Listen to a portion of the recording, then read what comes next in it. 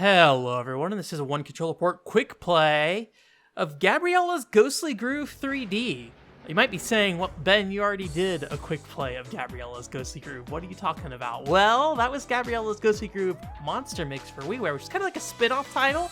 Gabriella's Ghostly Groove 3D is a Nintendo 3DS game. And it's kind of the main entry in the series. It's definitely a bit more heftier than the WiiWare game and kind of stands on its own a bit more. One thing I'll note, as with all Nintendo 3DS games that I'm covering up to, at least up to this point, I'm recording this using an alternative method. So things like frame rate, video quality, things like that are not necessarily reflective of the game itself. I didn't notice any technical issues from playing this game, so I can't report on anything.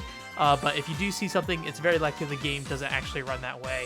Also, the bottom screen's a little choppy just because of how this stuff is recorded, but not a lot of the gameplay is really focused on the bottom screen of this game. But yeah, so basically, Gabriella's Ghostly Groove is a very, I'd say, very kid-friendly Nintendo 3DS rhythm game. Basically, the story here is Gabriella has sneezed, and sneezed, I guess, kind of so hard that her ghost flew out of her body. There's this whole magic powder thing to it too. But yeah, so she sneezes and a ghost comes out of her body and she is unconscious. So she needs to get back in her body. And so how she does that is she needs to collect screams. So as you might expect in a rhythm game, that with the story, guess how you get screams? You do the ghostly groove. So you do a dance. So you go to Monsterville, you meet up all these people who are kind of like your dance mentors.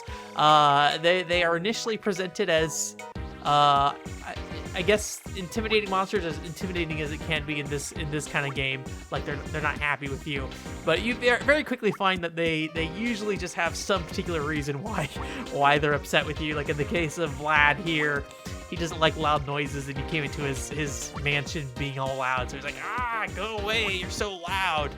But then find out he's just a kind of super nice vampire guy. He doesn't drink anybody's blood. He just drinks tomato juice, things like that. And you'll find that everybody in this game is just kind of cute.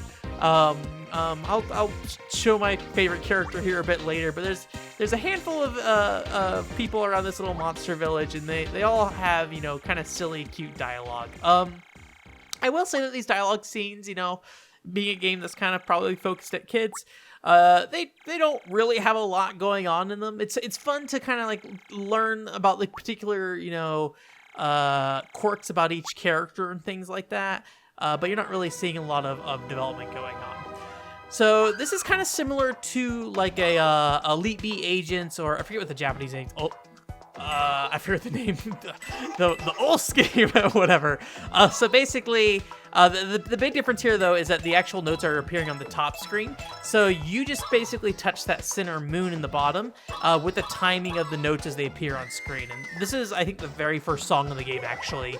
And occasionally these little mini games pop up here where you have to kind of like flick the stylus around to make this cat click these screams and things like that. There's a variety of mini games that show up, but yeah, this is like one of the earliest songs. It's pretty short. It's simple. I will say, even though this is the earliest song, there are quite a lot of short songs in this game. So there can be a hefty amount of dialogue for not a lot of gameplay at times. But when you do get to the gameplay, it's kind of fun. I will say the one thing that, I really like story-based rhythm games. I love,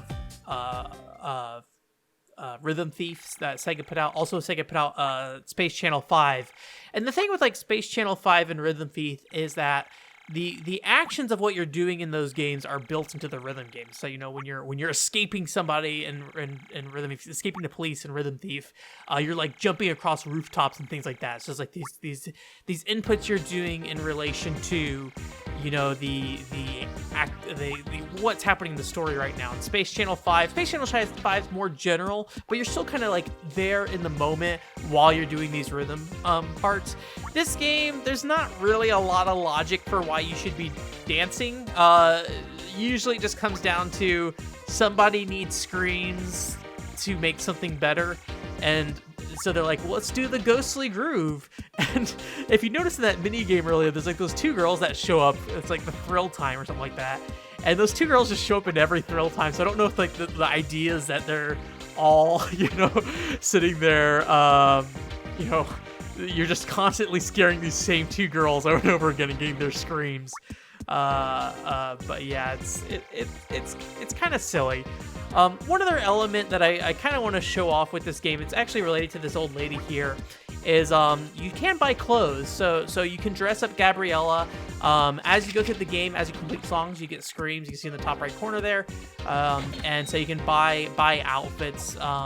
There's not a ton of outfits. Well, I'd say there's a good amount of outfits. Like for the length of this game, it's like about a 3-hour long game. You get like basically probably about, I'd say 6 to 12 outfits on your normal playthrough. And then as you go through kind of the harder content in the game, you get an additional 6 to 12 outfits that way, quote, harder. One other thing I'm also showing this lady right here is something called the monster badges. And there's also another thing called tarot cards where you can basically like collect these little cards and badges that have a little extra flavor text associated with them.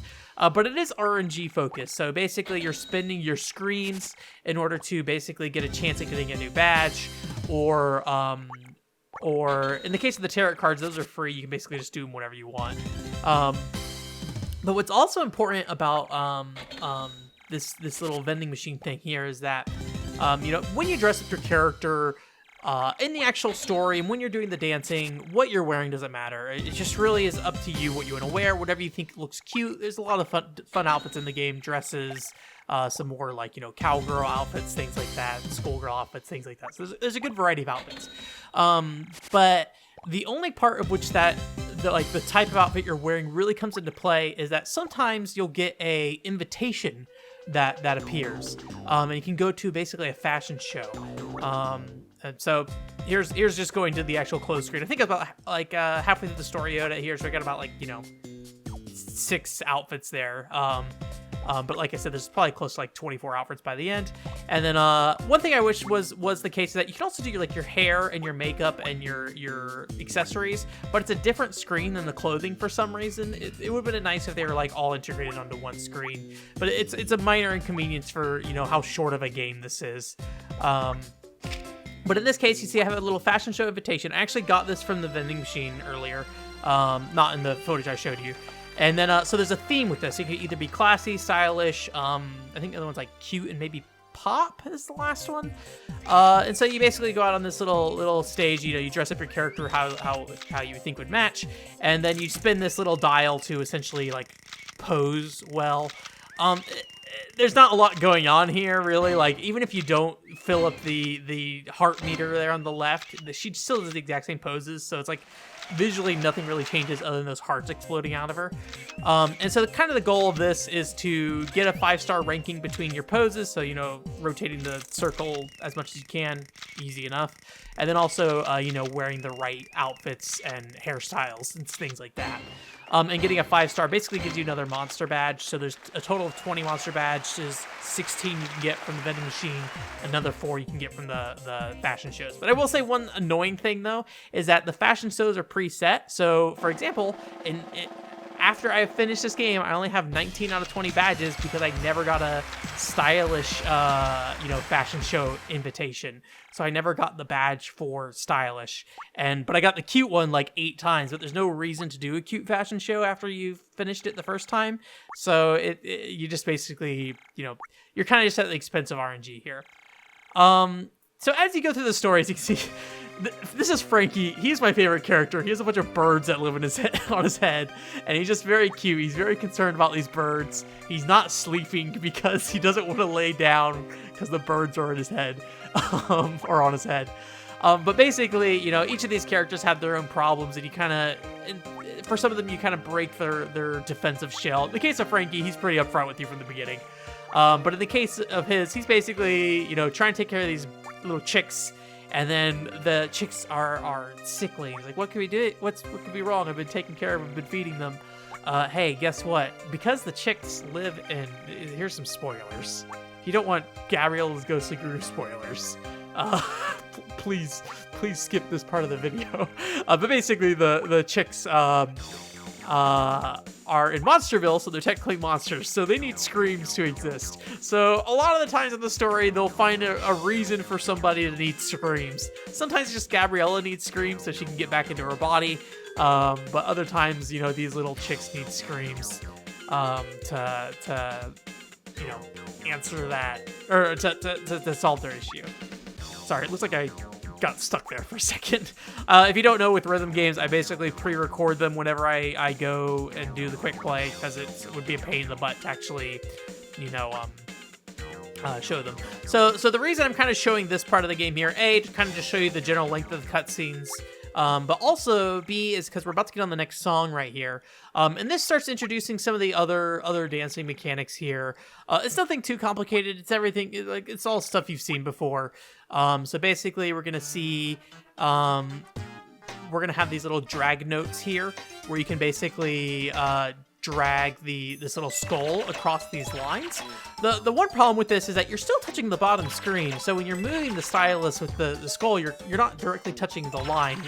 You're just kind of guesstimating where it is, and it's fine most of the time. You know, this game's pretty easy. This is about maybe 2/3 through the way through the game right here, and you can see challenge level wise, there's not a lot going on here. I mean, it's definitely faster than the beginning of the game, but it's not hard. And so some of these shapes get a little more complicated. Like I think we'll see some like large circles here. There's one, and depending on like, you know, how fast the song is and where your stylus currently is, sometimes you can press down the stylus on like a part of the screen where you know, there's not like, you'll hit the actual edge of the screen, which can interrupt you from doing a circle or something like that. Those little Mandragora ones, you basically like pull up on them as you swipe the stylus up as they come into play. As you can see, it was pretty straightforward there. Nothing too crazy. I will say probably the biggest struggle I had with this game, difficulty wise, is just actually a lot of the earlier songs. I assume a lot of people feel this way as well, but when it comes to early rhythm games, or not early rhythm games you're playing on like easy difficulty, sometimes the notes don't really flow right. Like what you're inputting on the screen isn't really flowing with what's actually happening in the song, so it can be a little disorienting trying to like keep up. You don't really have like a natural feel to progressing along with the song, and we're gonna see here in a few seconds. I'm gonna jump to some of the harder songs. You can see that kind of, you know, goes away towards the end here.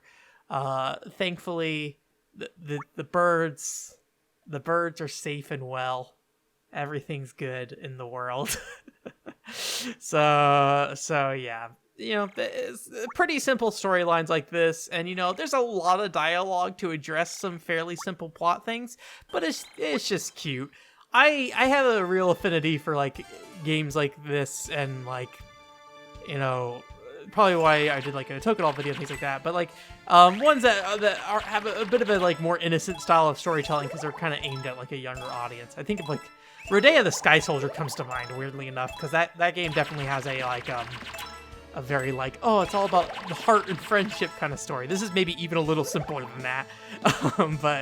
But yeah, so this is post game. You can see I've glammed up my Gabrielle. I tried to keep Gabrielle looking fairly normal in the plot to preserve the Gabriella lore. I didn't put any makeup on at the end though. Once I got into the just like freestyle, you know, play harder songs thing, I just went all out, dressed up my Gabrielle however I wanted. But as you can see, like, I think, I can't remember if this is a hard or an impossible song, but yeah, basically after you beat the game, there's 2 additional levels of songs. There's hard, there's impossible, and I'll be honest with you, you know, they're still not challenging, really. I mean, they're a little more difficult. They definitely feel a lot more substantial than when you're playing through the story mode. If you don't know, I don't know if I mentioned already, but the story is like 3 hours long. These extra songs probably maybe take another 2 hours or so, depending on how well you do. I was able to, you know, basically 100%, well, not 100%, but get the top ranking on all of these songs within like 1 or 2 tries on all of them. The majority of the songs I was able to get in basically one go. So yeah, it's not a challenging game. And, you know, music-wise, I think a lot of this music is just like, you know, public, I'm blanking on the word, but, you know, public in the public domain. That's what I'm looking for. Kind of public domain music at this point. I believe I'm not really up to date on, or I'm not really great at identifying music and stuff like that. I didn't even realize like Catherine on or when that came out had like public domain stylish kind of music. Here we go. So this is going to be an impossible song here. But yeah, so like I like the music in this game. It's fine. I remember it? Not so much really. There's a couple songs I do really like, but I assume these are just kind of remixes of other songs in the game, or if from other things. One thing I will say that's a little disorienting at times, and I'm not sure if it'll show up in this song here. Sometimes the screen can get a little busy. Basically, there'll be like a bunch of ghosts or chicks flying on screen. And then also there'll be like, so we got a big flow of ghosts flying down here. Looks like we're not gonna have it here, but also like the background will change to like this purple space background, and then you might have like zombies, jumping up, dancing behind you, and it can get a little disorienting, and maybe not disorienting, but it can cover up some notes occasionally. So there was definitely sometimes I would just miss a note because I didn't realize it was there quite immediately or anything like that. So there is a little bit of that to this game, but. Yeah, I guess that's it. I know my quick plays are usually like, 20 to 30 minutes long, but this is a pretty simple game, a pretty short game too. I think you probably know if this appeals to you. It's got a very cute aesthetic to it. It's very, very innocent in its storytelling. There's a little bit of humor here and there. There's I think we saw there's like a teddy bear in this game. It's like a mummy teddy bear, and at one point he threatens to cut you, which is kind of it seems a little extreme, but it's all in good fun of the joke within the story itself, at least. But yeah, it's just a lot of really cute characters, and unlike the Wii game that had fairly simple dialogue. I mean, admittedly, the dialogue here maybe goes on a little too long at times. There is a lot more character development here. You get to learn a lot more about these characters, their problems. The stories they're trying to tell are nothing crazy, but the charm of learning about Vlad's crush and Frankie kind of coming to terms with having to let these chicks go at some point. It's charming, as he's seeing these characters develop a little bit. It's not a lot again, but it's cute enough. And this does kind of remind me a little bit of Aikatsu in some ways, especially with like the mini games that show up in between. If you don't know, Aikatsu is like an arcade rhythm game in Japan, and it's similar of like in the middle of the actual game. Sometimes you'll just have to like play a random mini game to get like a higher score and things like that. But yeah, it's cute. As you go through these harder missions here, you basically unlock the ability to you unlock more clothes, but you also unlock the ability to basically view some of these songs through just like a dance viewer, so you can basically watch these dances without having to play. You won't have all this clutter on screen, these mini games interrupting, things like that. The only real criticism I have of that dance viewer is like so you can see right now these characters are very happy and excited because I'm playing well, and so they're all smiling and happy. But if you do the dance viewer, they just stay in their neutral expression, which is often very grumbly looking.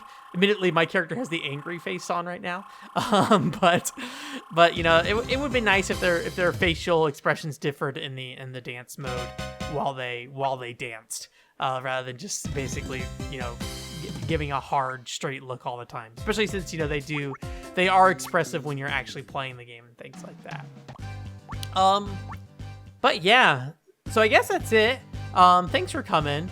OneControllerPort.com is the website. If you like Gabriella's Ghostly Groove or other games or rhythm games that have like a fashion element to it, like Aikatsu or Prepara, things like that, I recently put out an Atokadol video. If you don't know what Atokadol is, basically it's this Konami arcade game. It's an RPG that features kind of like Lolita and magical girl costume style dolls, and there's like RPG mechanics attached to these clothes that you dress your characters up in. It's a very cool game. So if you like Gabriella's Ghostly Groove, definitely check that out. I also have a Gabriella's Ghostly Groove Monster Mix quick play. So if you want to see me dance like a middle-aged man, I guess I don't know how else to put it, on a video, you can watch that one. listen to my thoughts about that Monster Mix game. I definitely like this game better. It's a bit more substantial. Again, very, very light on content here, but it's more substantial than Monster Mix at least. And, you know, Monster Mix is a motion control based game, so there's a lot of, you know, finickiness to the accuracy, and there's not nearly as much character development in that game. If anything, that game is basically a straight sequel to this one. As far as I can tell, it basically picks up right after where this one leaves off. But it has been a little bit, so maybe I'm misremembering, but I seem to recall that being the case. Anyways, once again, thank you for coming. OneControlPort.com is the website.